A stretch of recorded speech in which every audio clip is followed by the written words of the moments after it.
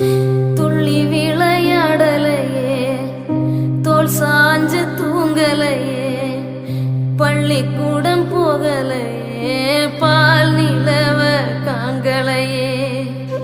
என்ன